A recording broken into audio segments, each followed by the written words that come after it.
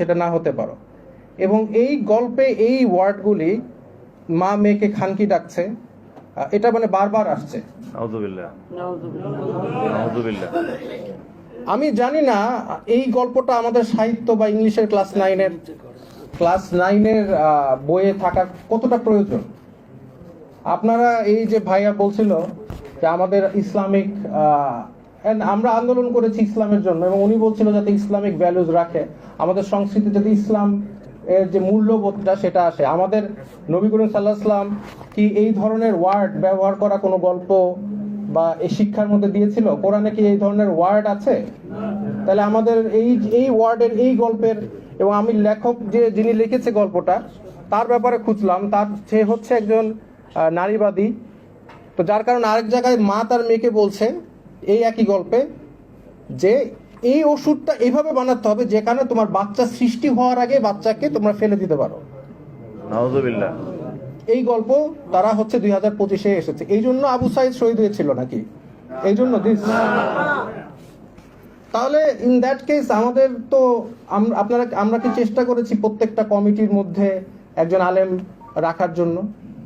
আমরা দাবি না, দাবি তুললে তো হবে না, আন্দোলন তো আমরাও করেছি, আমাদের এখানে স্টেক আছে না, শুধু দাবি তুললে হবে? তো যার কারণে এটা তো আপনারা দেখবেনই। এবং এখনো এটা যেহেতু বই পাবলিশ হয়নি, এখনো পরিবর্তন করার সময় আছে। আমি চাই যে আপনারা একটু চিন্তা করেন যে আমাদের সংস্কৃতির সাথে এই ধরনের গল্প যায় কিনা। আমি এগুলো একটা টিচার ক্লাসের মধ্যে বাচ্চারা তো কম বয়সী বাচ্চারা জিজ্ঞেস করবে যে স্যার এই যে স্লাট কথাটার মানে কি, খানকি মানে কি? তারপরে টিচার স্টুডেন্ট ডিসকাশন করবে এটা কি দরকার, নেসেসারি? তাহলে কেন এটাকে ইনক্লুড করা হলো, কে করলো?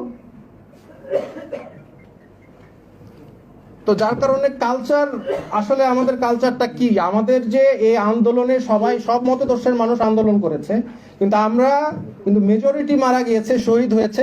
কেউ ভালহালায় যাওয়ার জন্য এই আন্দোলনে অংশগ্রহণ করে না, শহীদ হওয়ার জন্য আসছে।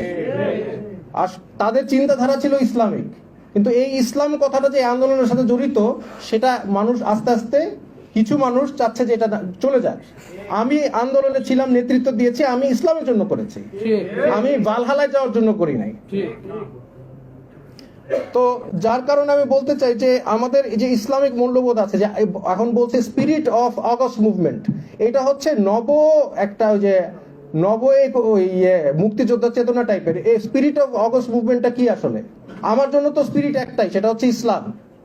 এবং আমার ইসলাম, আমি মনে করি আমার যতটুকু জ্ঞান আছে, ক্ষুদ্র জ্ঞান, এই ধরনের জিনিস একটা টিচার একটা স্টুডেন্টের সাথে ডিসকাশন বা করতে পারে না। এবার প্রশ্নের মধ্যে দিয়েছে যে ওই মেয়ে যদি ছেলে হতো তাহলে কি তার সাথে তার মা কিভাবে ওর ভিন্নভাবে আচরণ করত? এই হচ্ছে শিক্ষা।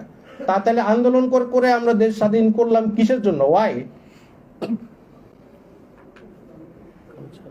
তো এই সংস্কৃতি আসলে কি আমরা চেয়েছি?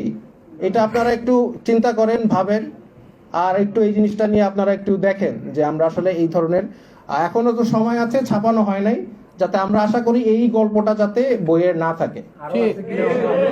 আরো আছে কিনা জানতে, এটা তো আরেকটা ভালো পয়েন্ট আপনারা বলেছেন, আরো আছে কিনা। এখন এই সরকারের ভিতরে তো ট্রান্সপারেন্সি নাই, তারা আমাদেরকে আগে দেখাবেন না তারা কি গল্পগুলো দিয়েছে, জনগণের সাথে ক্লিয়ার হবে না? সংবিধান কি পরিবর্তন করছে সেটা ক্লিয়ার হবে না? পাঠ্য বই ক্লিয়ার হবে না? তারা তো সব গোপনে করছে। কেন গোপনীয়তা? কেন এটা লিক করেছে? কেন লিক করা লাগবে? আমাদের তো জানার কথাই ছিল আপনারা কি কাজ করছেন।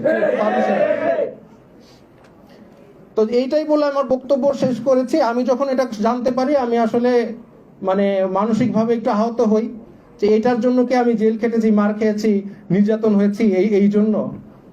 তো যাই হোক, আমি এই বলে আমার বক্তব্য শেষ করছি। আসসালামু আলাইকুম। ধন্যবাদ।